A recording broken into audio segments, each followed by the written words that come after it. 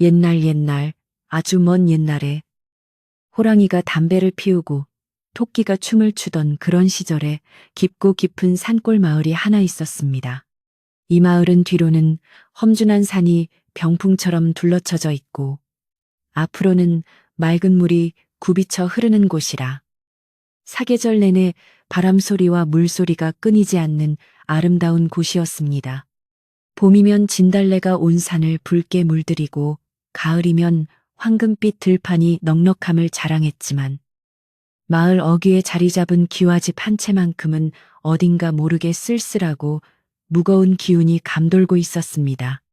그 집은 대대로 글을 읽는 선비 집안이었으나 세월이 흐르며 가세가 기울어 겉만 번듯할 뿐 곳곳이 낡고 헐거워져가는 박진사의 댁이었습니다. 박진사에게는 눈에 넣어도 아프지 않을 두 딸이 있었는데 첫째 딸의 이름은 금옥이요. 둘째 딸의 이름은 연하였습니다. 언니인 금옥이는 이름처럼 귀하게 자랐으나 욕심이 많고 심술이 고약하여 마을 사람들의 눈살을 찌푸리게 하는 일이 잦았습니다. 그녀는 자신의 미생만 믿고 거만하게 굴었으며 좋은 옷과 맛있는 음식만을 탐하여 집안 형편을 아랑곳하지 않았습니다. 반면에 동생 연하는 언니와는 달리 마음씨가 비단결처럼 곱고 생김새 또한 은은한 달빛처럼 단아하여 보는 이들의 마음을 편안하게 해주었습니다. 연하는 아픈 아버지를 대신해 집안 살림을 도맡아 하면서도 힘든 내색 한 번 하지 않는 효녀였습니다. 어느 날 고요하던 박진사의 집에 벼락 같은 소식이 날아들었으니 그것은 바로 고개 넘어 부자마을에 사는 김진사 댁에서 혼담이 들어온 것이었습니다. 김진사 댁은 인근 고을에서 논밭이 가장 많고 하인들도 수십 명이나 거느린 대단한 부자였기에 기울어져가는 박진사 집안으로서는 감지덕지할 일이었습니다. 김진사는 박진사의 고든 성품과 뼈대 있는 가문을 높이 사서 자신의 아들과 박진사의 큰딸 금옥을 짝지어 주기를 간청했습니다. 이 소식을 들은 박진사는 가문의 경사라며 기뻐하였고 금옥이 또한 부잣집 마마님이 되어 호강할 생각에 입이 귀에 걸려 거울 앞을 떠날 줄 몰랐습니다. 그러나 호사다마라고 했던가 혼례 날짜가 잡히고 예물을 주고받을 무렵부터 마을에는 흉흉한 소문이 돌기 시작했습니다. 김진사 댁 아들이 어릴 적에 크게 알아 다리를 심하게 저는 데다가 얼굴은 곰보 자국이 가득하고 성격은 불같이 사나워 하인들도 벌벌 떤다는 것이었습니다. 심지어 밤마다 괴상한 소리를 지르며 사람을 때린다는 소문까지 더해지자 마을 우물가에 모인 아낙네들은 혀를 차며 금옥이의 신세를 걱정하기 시작했습니다. 처음에는 헛소문이라며 귀를 막던 금옥이도 구체적인 이야기가 들려오자 점점 불안해지기 시작했고 급기야는 방 안에 틀어박혀 밥도 먹지 않고 울기만 했습니다. 금옥이는 며칠을 고민하다가 결국 아버지 박진사 앞에서 자지러지게 울며 혼인을 하지 않겠다고 드러누워 버렸습니다. 그녀는 머리를 풀어 헤치고 방바닥을 구르며 내 눈에 흙이 들어가기 전에는 절대 그 괴물 같은 사람에게 시집가지 않겠다고 고래고래 소리를 질렀습니다. 비단 옷을 입고 가마를 타는 것은 좋으나 병신 같은 신랑 수발을 들며 평생을 눈물로 보낼 수는 없다는 것이 그녀의 주장이었습니다. 박진사는 그런 딸을 달래보려 했으나 금옥의 고집은 황소고집보다 더 세어서 급기야는 밥상을 엎고 집안의 기물을 부수며 난동을 부리기까지 했습니다. 박진사는 난처하기 짝이 없었습니다. 이미 양가 어른들이 약조를 하였고 혼례 날짜까지 잡힌 마당에 이제 와서 혼인을 물을 수는 없는 노릇이었습니다. 만약 이 혼담을 깬다면 박진사의 집안은 신의 없는 집안이라 손가락질을 받을 것이며 김진사 댁의 노여움을 사서 이 마을에서 살 수 없게 될지도 모르는 일이었습니다. 이러지도 저러지도 못하는 상황 속에서 박진사는 깊은 한숨만 내쉬다가 화병을 얻어 자리에 눕고 말았습니다. 집안에는 웃음소리가 사라지고 오직 금옥의 악에 바친 비명소리와 아버지의 앓는 소리만이 담장을 넘어 흘러나왔습니다. 이 모든 광경을 지켜보던 동생 연화의 마음은 숯검정처럼 타들어갔습니다. 연화는 언니의 이기적인 행동이 야속하기도 했지만 한편으로는 흉흉한 소문에 떨고 있는 언니가 불쌍하기도 했습니다. 무엇보다 평생을 곱게 살아오신 아버지가 자식 때문에 약조를 어긴 죄인이 되어 괴로워하시는 모습을 차마 눈뜨고 볼 수가 없었습니다. 연하는 부엌에서 정성껏 탕약을 다리며 곰곰이 생각에 잠겼습니다. 집안을 살리고 아버지를 구하는 길은 오직 하나뿐이라는 생각이 그녀의 머릿속을 맴돌았지만 그것은 꽃다운 처녀로서 감당하기에는 너무나 무겁고 두려운 선택이었습니다. 밤이 깊어지자 연하는 조용히 아버지의 방문을 열고 들어갔습니다. 촛불 아래 파리하게 야윈 아버지의 얼굴을 보자 연하의 눈시울이 붉어졌습니다. 박진사는 인기척에 눈을 뜨고 힘없는 목소리로 둘째 딸을 불렀습니다. 연하는 아버지의 손을 꼭 잡고 한참을 망설이다가 마침내 결심한 듯 단호한 목소리로 입을 열었습니다. 아버님, 소인이 언니 대신 김진사 댁으로 시집을 가겠습니다.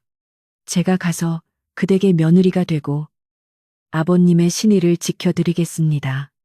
그 말은 조용한 방 안의 묵직한 돌덩이처럼 떨어졌습니다. 박진사는 깜짝 놀라 몸을 일으키려다 다시 쓰러지며 안 된다고 손사래를 쳤습니다. 네가 무슨 죄가 있어서 그 불구덩이 같은 곳으로 간단 말이냐. 언니가 싫다는데 어찌 동생인 내가 그 험한 꼴을 당하게 할 수 있겠느냐. 나는 차라리 욕을 먹고 말지. 너를 사지로 보낼 수는 없다. 아버지는 눈물을 흘리며 연화의 뜻을 거두라 하셨습니다. 하지만 연화는 물러서지 않았습니다. 그녀는 이미 마음을 굳힌 상태였고 이대로 두면 집안이 풍비박산 날 것이 불을 보듯 뻔했기 때문입니다.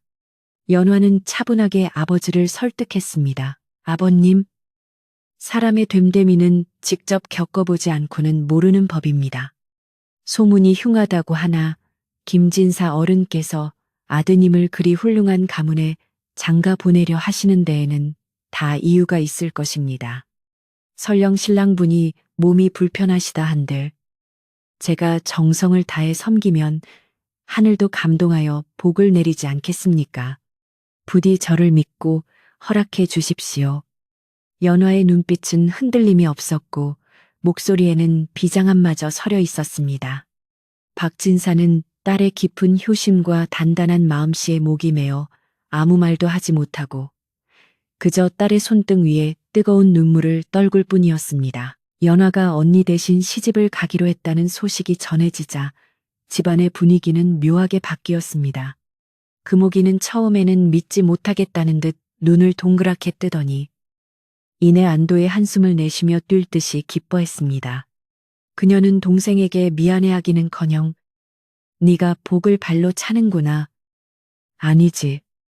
네가 그 곰보 신랑이랑 잘 어울릴지도 모르겠다며 비아냥거렸습니다. 금옥이는 자신이 살았다는 생각에 다시 거울을 보며 화장을 고치고 그동안 못 먹었던 음식을 찾으며 철없는 행동을 이어갔습니다. 그런 언니를 보며 연화는 씁쓸한 미소를 지을 뿐 아무런 대꾸도 하지 않았습니다. 마을 사람들도 이 기막힌 사연을 전해 듣고는 수군거리기 시작했습니다. 어떤 이들은 연화의 효심을 칭송하며 하늘이 도울 것이라 했고 어떤 이들은 꽃 같은 처녀가 흉한 신랑을 만나 인생을 망치게 생겼다며 혀를 찼습니다. 유모는 연화의 머리를 빗겨주며 하염없이 눈물을 흘렸습니다. 아이고, 아가씨, 이 팔자를 어찌합니까?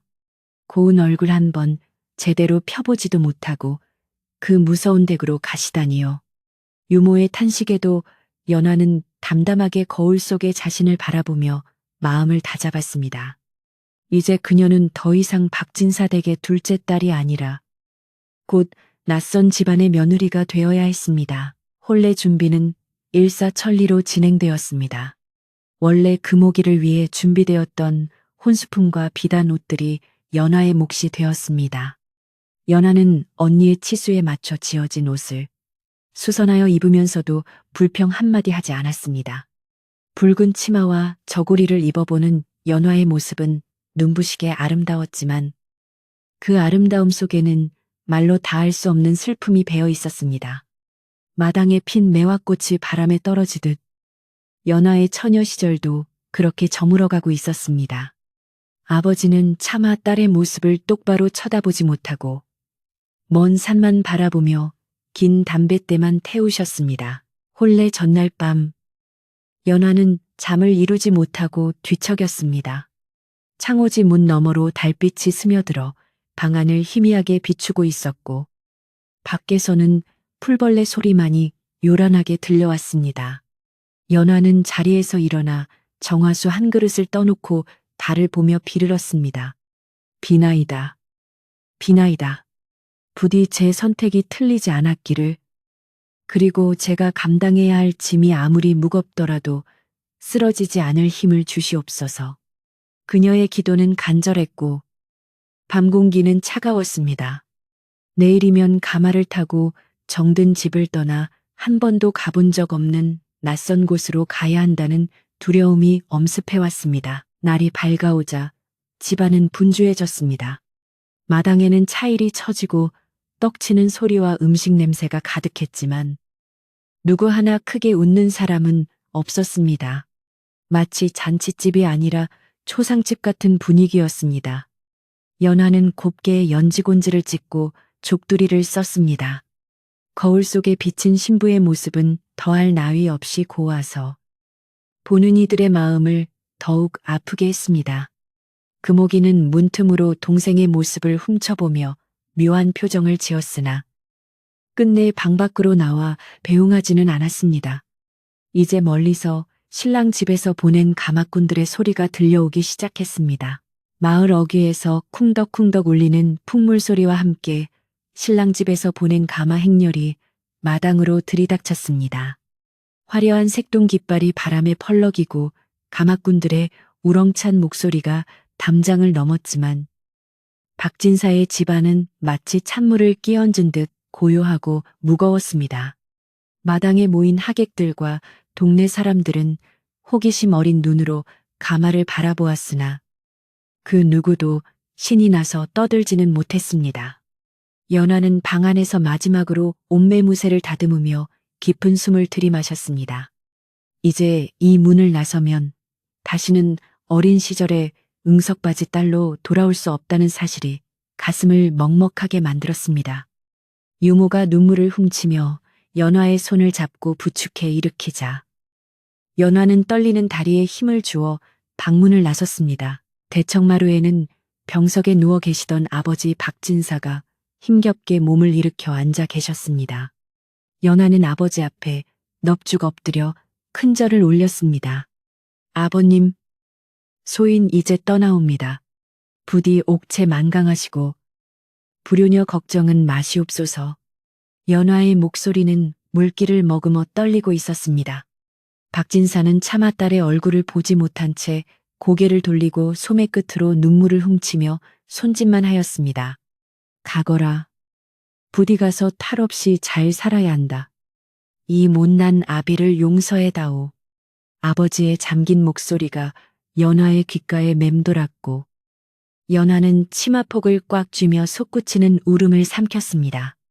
마당 한 구석에서 이 광경을 지켜보던 사람들도 덩달아 콧등이 시큰해져 옷소매로 눈가를 찍어냈습니다. 연화가 가마 앞에 서자 가마꾼 중 우두머리가 가마문을 활짝 열었습니다. 그 좁고 어두운 공간이 마치 다시는 나올 수 없는 감옥처럼 보여 연화는 순간 주춤거렸습니다. 하지만 뒤에서 지켜보고 있을 아버지와 숨어서 보고 있을 언니를 생각하며 연화는 눈을 질끈 감고 가마 안으로 몸을 실었습니다. 엉덩이를 붙이고 앉자마자 가마문이 닫히고 바깥 세상의 빛이 차단되면서 덜컹거리며 가마가 허공으로 떠올랐습니다. 가마꾼들의 어기어차하는 소리와 함께 행렬이 움직이기 시작했고 연화의 몸도 이리저리 흔들렸습니다.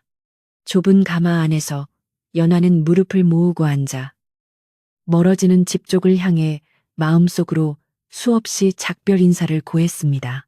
행렬은 마을을 빠져나와 꼬불꼬불한 논두렁길을 지나기 시작했습니다.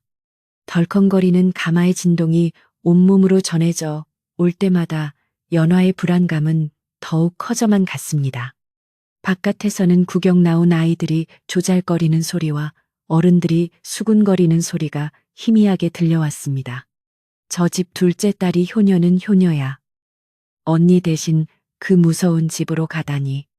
신랑이 그렇게 흉측하다던데. 아이고, 불쌍해서 어쩌나. 사람들의 말소리는 가시가 되어 연화의 가슴을 찔렀습니다. 연화는 귀를 막고 싶었지만 족두리가 흐트러질까봐 꼼짝도 할 수 없었습니다. 그저 흔들리는 가마 벽에 몸을 맡긴 채 제발 이 길이 끝나지 않기를 바라는 어리석은 생각마저 들었습니다. 한참을 가니 평지길은 끝나고 험한 고갯길이 시작되었습니다. 가마꾼들의 숨소리가 거칠어지고 발걸음이 무거워지는 것이 느껴졌습니다. 산새 소리가 들리고 바람 소리가 거세지는 것을 보니 인적이 드문 산길로 접어든 모양이었습니다. 가마가 기울어질 때마다 연화는 손잡이를 꽉 잡으며 중심을 잡으려 애썼습니다.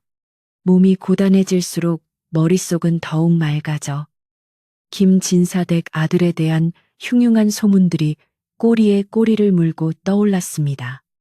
다리를 절며 짐승 같은 소리를 낸다는 그 신랑이 과연 나를 어떻게 맞이할까? 혹시 첫날 밤에 나를 해코지하거나 쫓아내지는 않을까 하는 공포가 연화의 온몸을 휘감았습니다. 가마 곁을 따르던 유모가 가쁜 숨을 몰아쉬며 가마 창가에 대고 작은 목소리로 말을 건넸습니다. 아가씨, 많이 힘드시지요. 이제 고개 하나만 더 넘으면 된다고 합니다. 조금만 참으세요.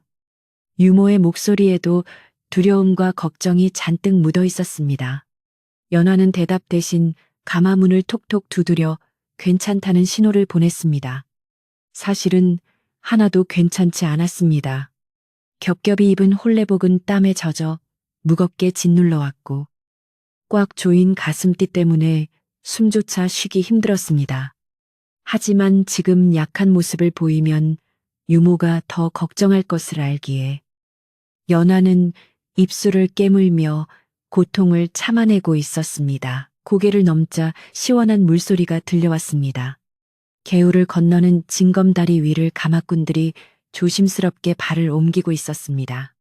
옛말에 시집가는 날 물을 건너면 친정으로 다시 돌아갈 수 없다는 말이 있어 연화의 마음은 더욱 쓸쓸해졌습니다. 흘러가는 저물처럼 내 운명도 이제 정해진 곳으로 흘러가야만 하는 것인가. 언니 금옥이는 지금쯤 따뜻한 아랫목에 앉아 맛있는 간식을 먹으며 편안히 있을 것입니다. 순간 억울한 마음이 들지 않은 것은 아니었으나 연화는 곧 고개를 저어 그 생각을 떨쳐냈습니다. 이것은 누구의 강요도 아닌 스스로의 선택이었고 아버지를 위한 길이었으니 후회해서는 안 된다고 다짐했습니다. 해가 뉘엿뉘엿 서산으로 넘어갈 무렵 드디어 행렬은 김진사댁이 있는 마을 어귀에 도착했습니다. 멀리서부터 왁자지껄한 소리가 들려오고 개 짖는 소리가 요란한 것을 보니 큰 마을임이 틀림없었습니다. 가마꾼들이 속도를 내기 시작했고 연화의 심장도 덩달아 쿵쾅거리기 시작했습니다. 이제 정말 돌이킬 수 없는 곳까지 왔다는 실감이 났습니다.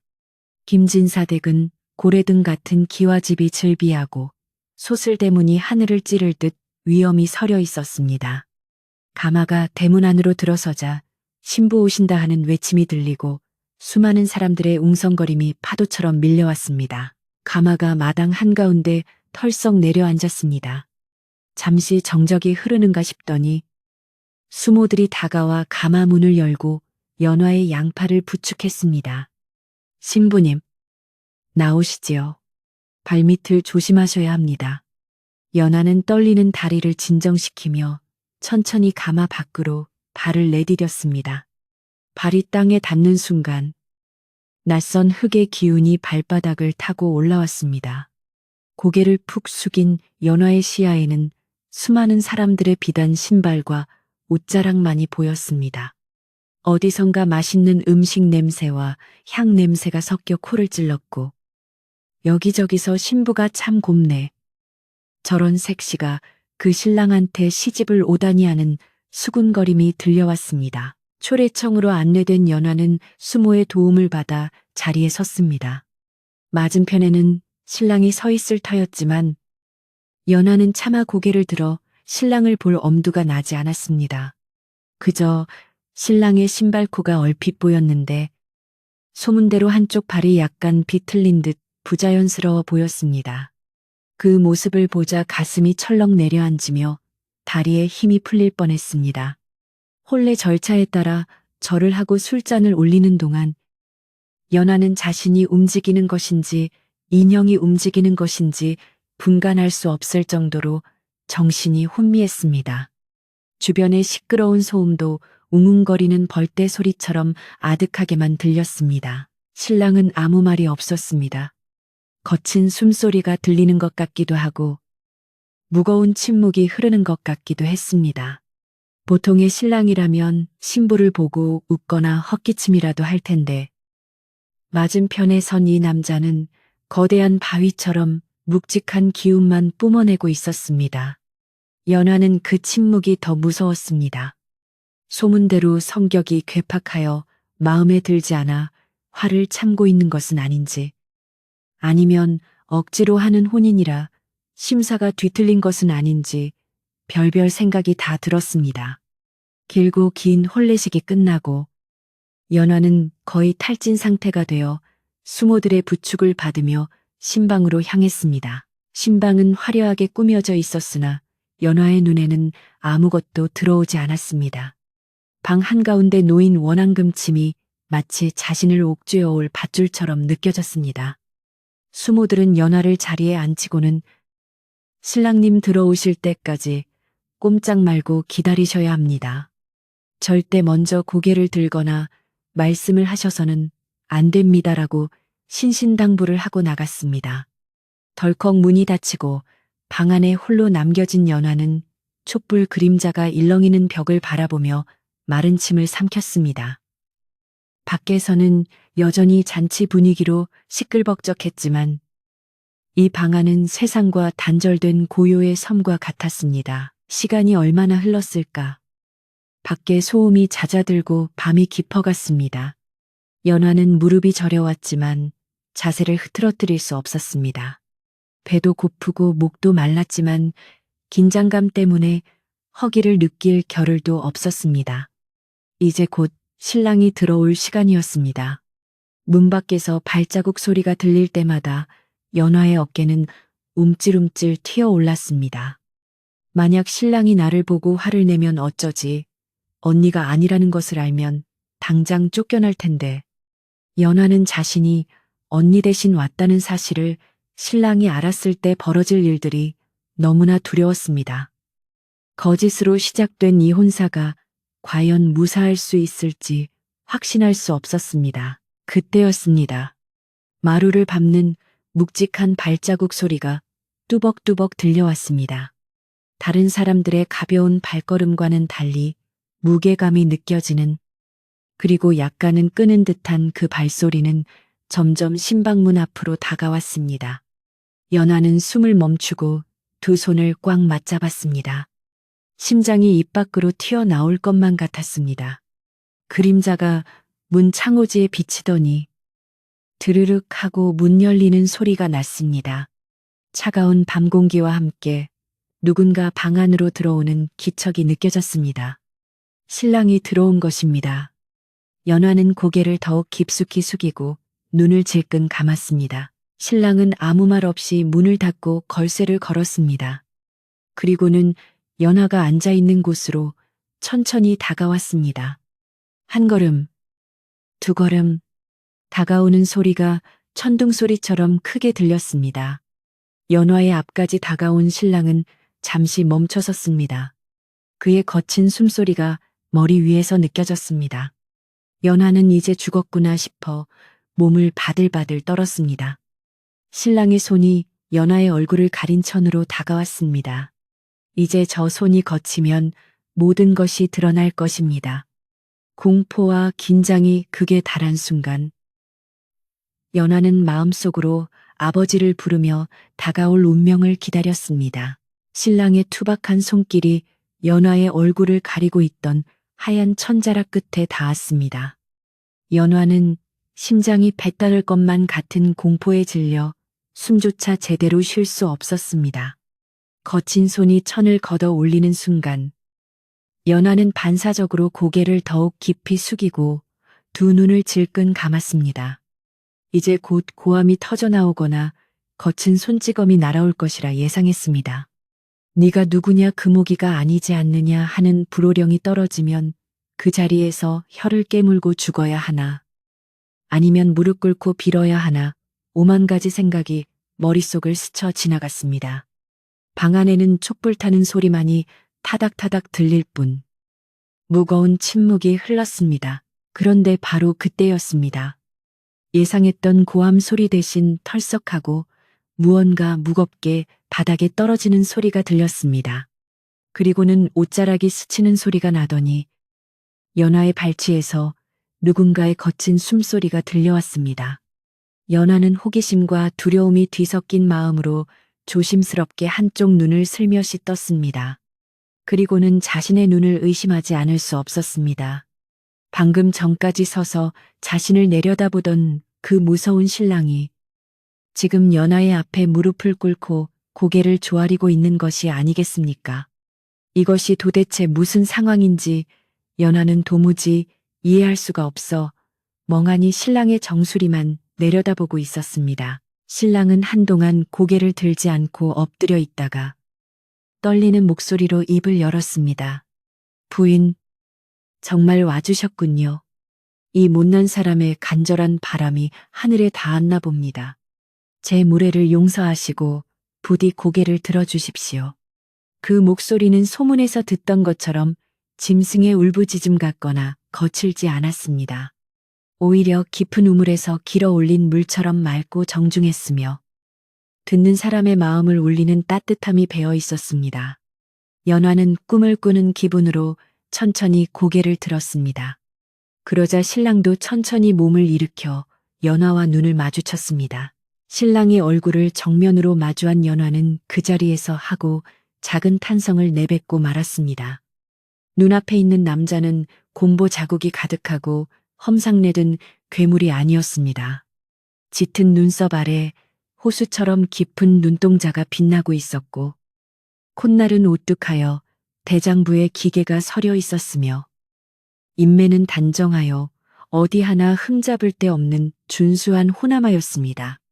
곰보 자국은커녕 피부는 구릿빛으로 건강하게 빛나고 있었습니다. 연화는 자신이 헛것을 보고 있나 싶어 눈을 비벼보았지만 눈앞의 신랑은 여전히 훤칠한 모습으로 인자한 미소를 짓고 있었습니다. 어찌하여 저에게 절을 하십니까?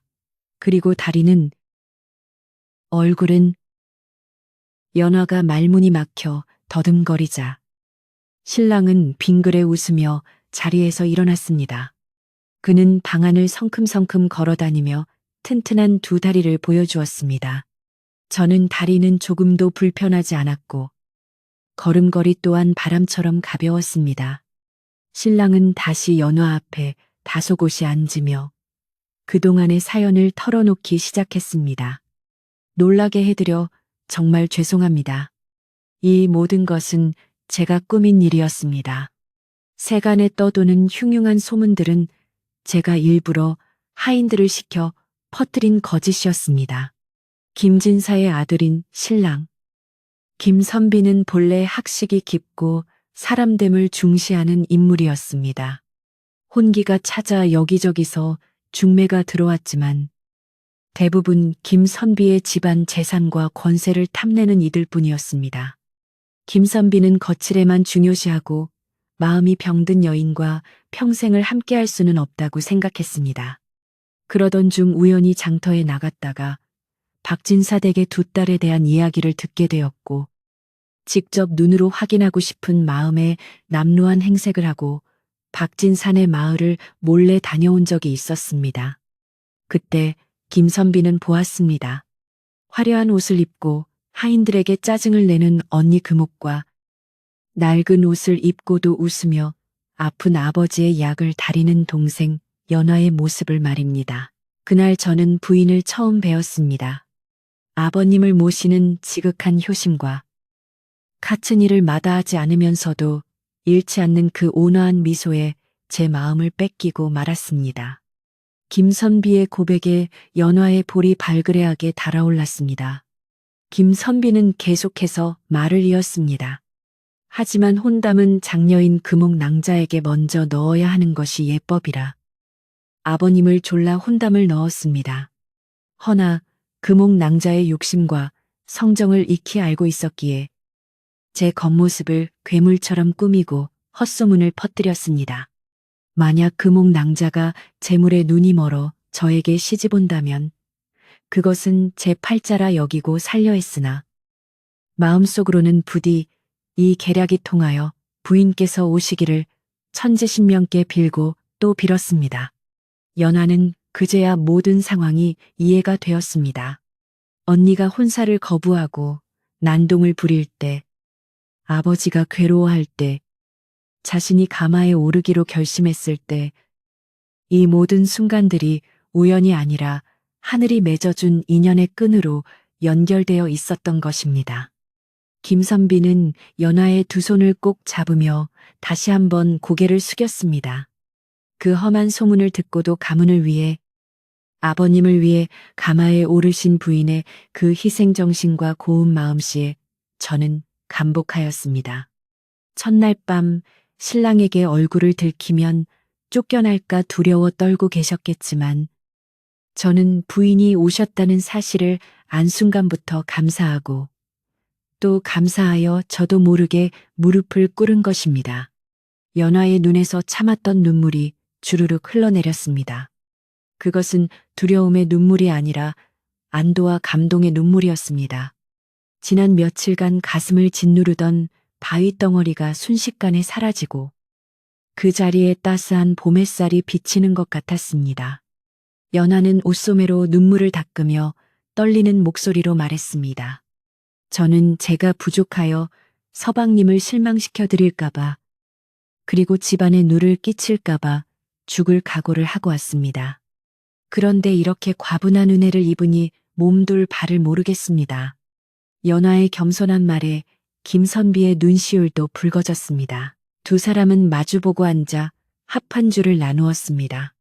술잔에 비친 촛불이 아름답게 일렁였습니다. 김선비는 연화에게 잔을 권하며 부드럽게 말했습니다. 이제 부인은 제 아내이자 이 집안의 며느리입니다. 밖에서 무슨 소리가 들리든 누가 뭐라 하든 제가 부인의 방패가 되고 울타리가 되어드리겠습니다. 그러니 이제 그만 마음의 짐을 내려놓고 편히 지내십시오. 연화는 김선비의 듬직한 모습에 비로소 마음을 놓고 옅은 미소를 지어 보였습니다. 그 미소는 마치 어둠 속에서 피어난 연꽃처럼 고귀하고 아름다웠습니다. 밤은 깊어가고 창밖의 달빛은 더욱 휘영청 밝아졌습니다. 두 사람은 밤새 도란도란 이야기를 나누었습니다. 김선비는 자신이 공부하며 익힌 세상의 이치와 재미있는 이야기들을 들려주었고 연화는 소소한 집안일과 어린 시절의 추억들을 이야기했습니다. 처음 만난 사이였지만 마치 아주 오래전부터 알고 지낸 것처럼 대화가 끊이지 않았습니다. 연화는 언니 금옥이가 이 사실을 알면 얼마나 배가 아플까 하는 생각이 스치기도 했지만 이내 그런 생각조차 부질없게 느껴질 만큼 지금 이 순간이 행복했습니다. 새벽닭이 대를 치는 소리가 들려오자 방 안의 촛불도 가물가물 꺼져갔습니다. 김선비는 연화를 자리에 눕히고 이불을 덮어주며 다정하게 속삭였습니다. 날이 밝으면 부모님께 문안 인사를 드릴 것입니다. 부모님께서도 사실 내 신부인이 오기를 바라셨으니 걱정 말고 푹 주무십시오. 연화는 따뜻한 이불 속에서 김선비의 손을 잡고 잠이 들었습니다. 꿈속에서도 험한 산길이나 무서운 괴물은 나오지 않았습니다. 오직 꽃이 만발한 들판을 걷는 꿈을 꾸며 연화의 얼굴에는 편안한 미소가 번졌습니다. 다음 날 아침, 맑은 햇살이 창호지를 뚫고 들어와 방 안을 환하게 비추었습니다. 연화는 눈을 뜨자마자 서둘러 일어나 옷매무새를 단정히 했습니다. 어젯밤의 일이 혹시 꿈은 아니었나 싶어 옆을 돌아보니 김선비가 곤히 잠들어 있는 모습이 보였습니다. 훤칠한 이마와 곱게 뻗은 콧날, 편안하게 감은 눈을 보니 꿈이 아님을 실감할 수 있었습니다. 연화는 조용히 방문을 열고 밖으로 나갔습니다. 상쾌한 아침 공기가 폐부 깊숙이 들어와 지난날의 근심을 시선에 주는 듯 했습니다. 마당을 쓰는 하인들의 빗자루 소리조차 경쾌하게 들렸습니다. 연화는 부엌으로 가서 시부모님께 올릴 아침상을 직접 살피기 시작했습니다. 하인들은 새색시가 부엌에 들어오는 것을 말렸지만 연화는 솜씨 좋게 국을 끓이고 반찬을 담아냈습니다. 정성스럽게 차려진 아침상을 들고 안방으로 향하는 연화의 발걸음은 어제와는 달리 깃털처럼 가벼웠습니다. 안방 문 앞에서 잠시 숨을 고른 연화는 아버님, 어머님, 며느리 문안 인사 올립니다 하고 맑은 목소리로 알렸습니다. 안에서 오냐? 어서 들어오너라 하는 시아버지의 인자한 목소리가 들려왔습니다. 방 안으로 들어선 연화는 시부모님께 큰절을 올렸습니다. 김진사와 마님은 며느리의 얼굴을 보고는 흐뭇한 미소를 감추지 못했습니다. 네가 바로 연화로구나. 내 아들 녀석이 눈이 아주 보배야. 이렇게 곱고 참한 아이를 데려왔으니 말이다. 시어머니는 연화의 손을 잡고 등을 토닥여 주었습니다. 김진사 역시 너털웃음을 터뜨리며 말했습니다. 그동안 마음고생이 심했지. 다 우리 아들 녀석이 유별나서 생긴 일이니 너무 탓하지 말거라. 이제 너는 우리 집안의 복덩이다. 시부모님의 따뜻한 환대의 연화는 다시 한번 눈시울이 붉어졌습니다. 이 집안은 겉모습만 부자가 아니라 마음까지 넉넉한 부자였던 것입니다. 한편 아침상을 물리고 난 뒤 김선비는 말끔한 차림으로 나와 연화의 곁에 섰습니다. 다리를 절기는커녕 늠름하게 서 있는 아들을 보며 김진사는 껄껄 웃었습니다. 이제 연극은 끝난 게냐 마을 사람들이 놀라서 자빠지겠구나. 김선비는 쑥스러운 듯 머리를 긁적이며 연화를 바라보았습니다. 연화와 김선비, 그리고 시부모님의 웃음소리가 담장을 넘어 마을 어귀까지 퍼져나갔습니다. 어제까지만 해도 공포의 대상이었던 김진사 댁이 이제는 세상에서 가장 화목하고 행복한 집이 되어 있었습니다. 그리고 이 소식은 바람을 타고 꼬리에 꼬리를 물어 고개 넘어 연화의 친정 마을로도 빠르게 날아갔습니다. 발 없는 말이 천리를 간다고 했던가요. 김진사 댁의 경사스러운 소식은 봄바람을 타고 산을 넘고 물을 건너 순식간에 연화의 친정마을로 퍼져나갔습니다. 며칠 전까지만 해도 김진사 댁 아들이 흉측한 괴물이라며 수군대던 사람들의 입에서는 이제 전혀 다른 이야기가 흘러나오고 있었습니다. 그 댁 아들이 사실은 인물이 훤하고 학식이 깊은 선비라네.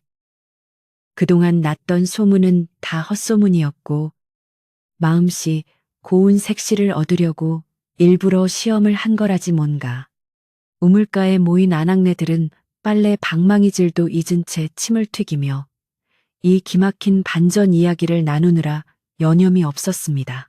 이 소식은 곧장 박진사의 집 담장을 넘어 안방 깊숙한 곳까지 파고들었습니다. 그 시각 언니 금옥이는 아랫목에 비스듬히 누워 곶감을 빼먹으며 빈둥거리고 있었습니다.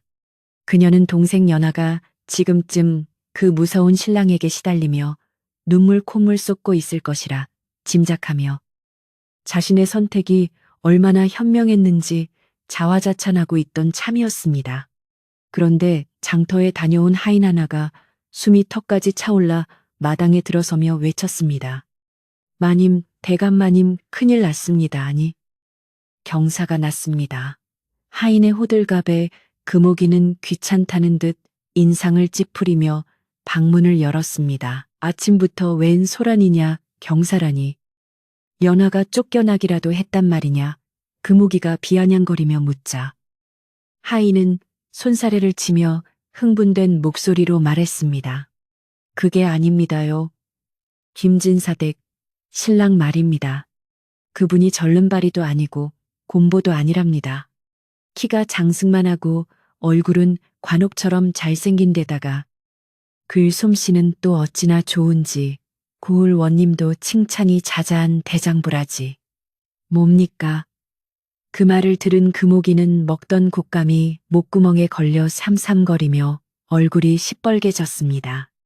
옆에 있던 어머니가 등을 두드려주며 물을 먹였지만 금옥이의 귀에는 하인의 말만 윙윙거리며 맴돌았습니다.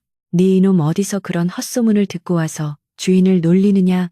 내 눈으로 똑똑히 보지는 못했으나 세상이 다 아는 병신을 두고 멀쩡하다니. 금옥이가 악을 쓰며 소리쳤지만 하인은 억울하다는 듯 가슴을 쳤습니다. 아이고 아기씨. 제가 거짓말을 해서 무엇하겠습니까? 지금 저작거리에 나가면 온통 그 이야기뿐입니다. 신랑님이 일부러 마음씨 착한 부인을 얻으려고 헛소문을 내셨다는데 우리 연하 아기씨가 그 복을 몽땅 받으셨다고 사람들이 칭송이 자자합니다. 하인의 말이 끝나기도 전에 금옥이는 자리에 주저앉고 말았습니다.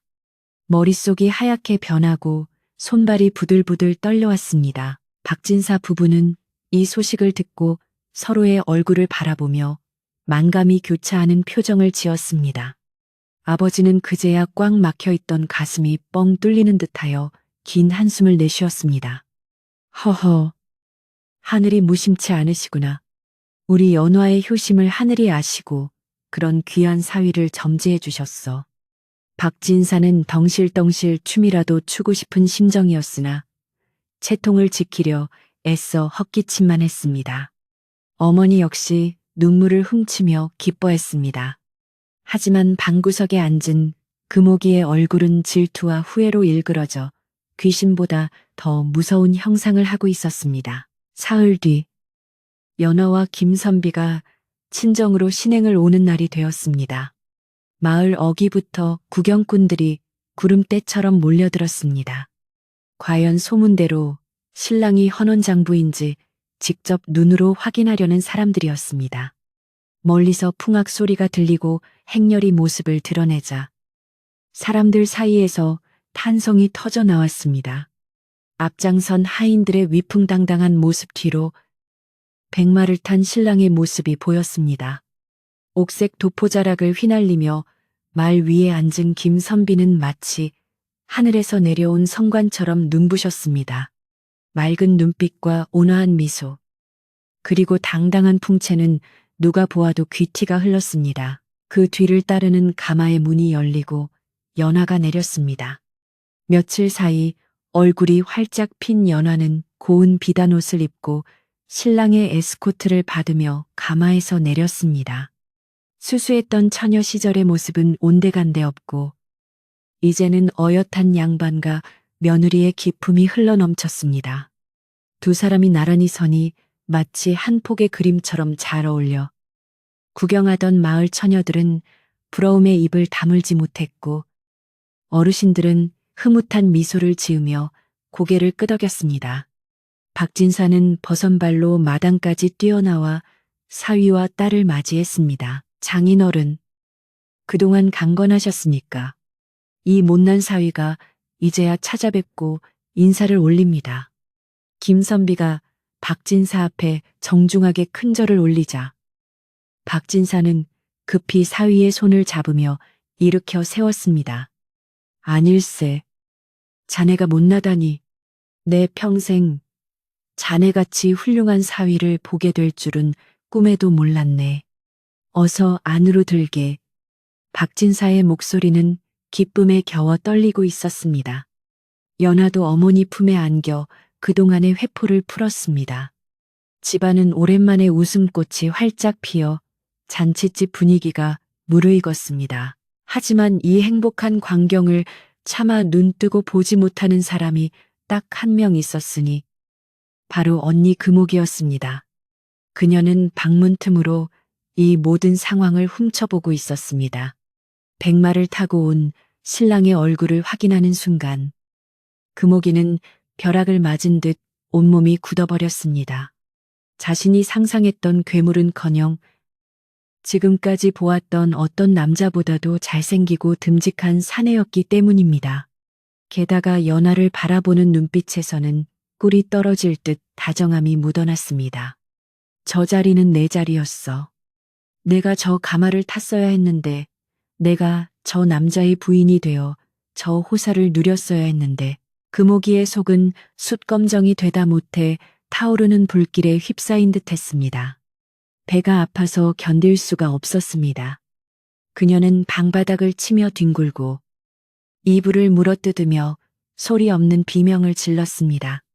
아이고, 억울해라. 내가 미쳤지. 내가 눈이 멀었지 그깟 헛소문에 속아서 굴러들어온 복덩이를 발로 차버리다니. 금오기는 땅을 치고 후회했지만 이미 엎질러진 물이었습니다. 그녀가 며칠 전 난동을 부리며 걷어찼던 복은 이제 동생 연화의 것이 되어 찬란하게 빛나고 있었습니다. 잠시 후 연화가 언니를 찾아 방문을 열었습니다. 언니, 저 왔어요. 서방님께서 언니께도 인사를 드리고 싶어 하십니다. 연화의 목소리는 여전히 상냥하고 따뜻했습니다. 하지만 금오기는 헝클어진 머리를 하고 옅은 눈으로 동생을 노려보았습니다. 네가 감히 나를 놀리러 왔느냐. 꼴도 보기 싫으니 당장 나가거라. 금오기가 소리를 질렀지만 연하는 빙그레 웃으며 다가와 언니의 손을 잡았습니다. 그리고 밖에서 기다리던 김선비에게 눈짓을 보냈습니다. 김선비는 문 밖에서 정중하게 허리를 숙이며 말했습니다. 처형, 처음 뵙겠습니다. 제 부족함 때문에 처형께서 마음고생을 하셨다는 이야기를 들었습니다.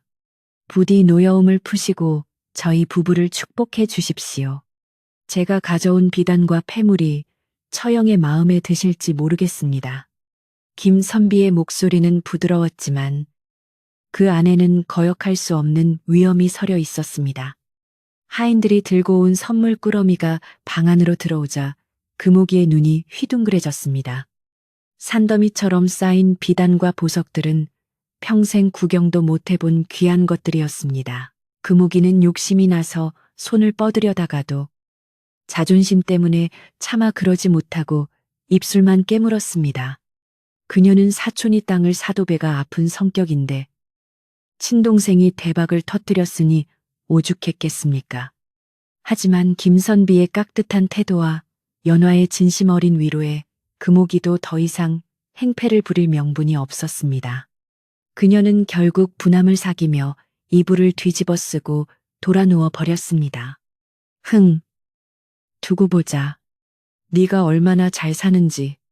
금오기의 투정 섞인 혼잣말이 들려왔지만 연화와 김선비는 서로를 마주보며 엷은 미소를 지을 뿐이었습니다. 그날 밤 박진사의 집에서는 성대한 잔치가 열렸습니다.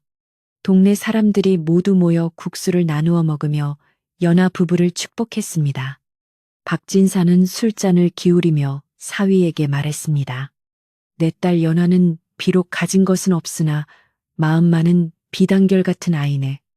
부디 구박하지 말고 아껴주게나.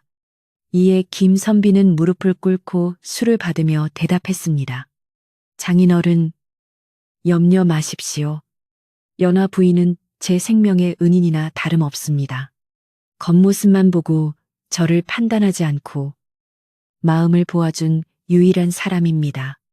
제 평생 부인을 공경하고 사랑하며 살겠습니다.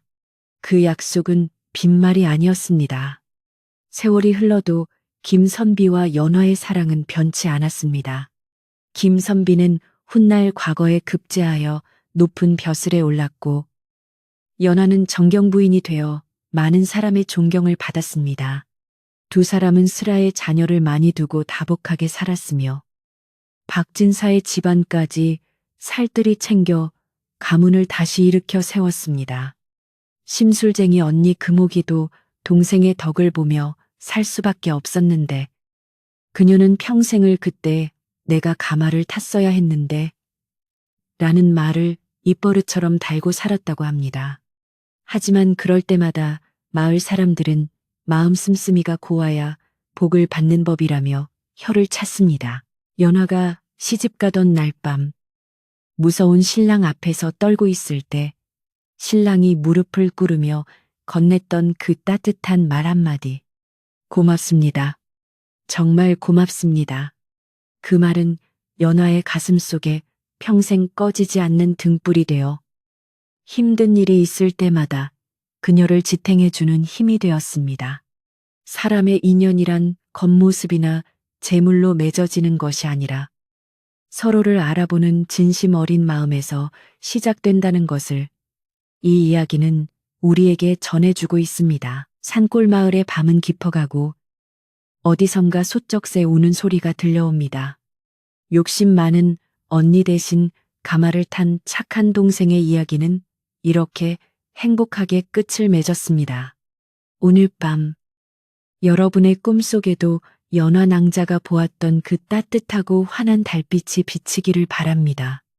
착한 마음을 가진 이에게는 언제나 생각지도 못한 행운이 기다리고 있다는 사실을 잊지 마세요. 그럼 오늘 이야기는 여기서 마치겠습니다. 모두 편안한 밤 보내시고 달콤한 꿈 꾸시길 바랍니다. 안녕히 주무세요.